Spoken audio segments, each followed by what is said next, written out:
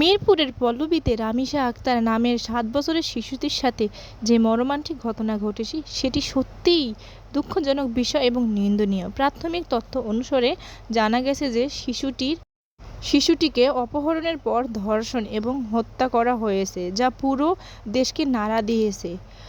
শিশুটিকে প্রথমে ধর্ষণ, এরপর মেরে ফেলা। কঠোর মন মানসিকতার হলে এমন কাজ কেমন করে? প্রথমে শিশুটিকে ধর্ষণ করার পর মনে করেছে যে শিশুটা মারা গেছে।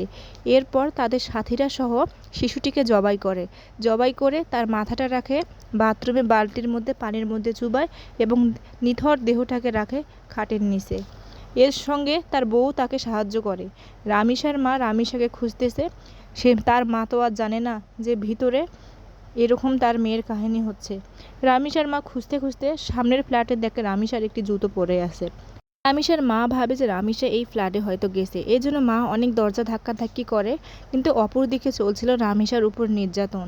তার মা অনেকক্ষণ ধাক্কার পরেও দরজা খোলে না, তখন সবারই সন্দেহ হয়। এরপর অনেকক্ষণ ধাক্কাধাক্কি করার পরেও খোলে না। তারপর অপরাধীরা রামিসার এই দেহটাকে লুকানোর চেষ্টা করে, কিন্তু তারা অক্ষম হয়।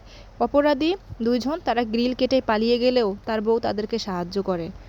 স্বামীকে পালানোর সাহায্য করার পর যখন তার স্বামী পালিয়ে যায় তখন তার বউ দরজা খোলে। দরজা খোলার পর প্রশাসন এসে চারদিকে দেখার পর দেখে বাথরুমে তার নিথর মাথাটা পানির উপরে ভেসে আছে। তারপর দেখে খাটের নিচে তার দেহটা অর্ধেক পড়ে আছে। এসব দেখার পর বউকে জিজ্ঞেস করা হয় যে এখানে কী হয়েছে। তার বউ অস্বীকার করে। তার বউকে রিমান্ডে নেওয়ার পর তার বউ স্বীকার করে, সমস্ত ঘটনা খুলে বলে। এই ঘটনা শোনার পর অনেক মানুষই কেঁদেছে, অনেক মানুষের প্রাণ ক্ষত হয়েছে।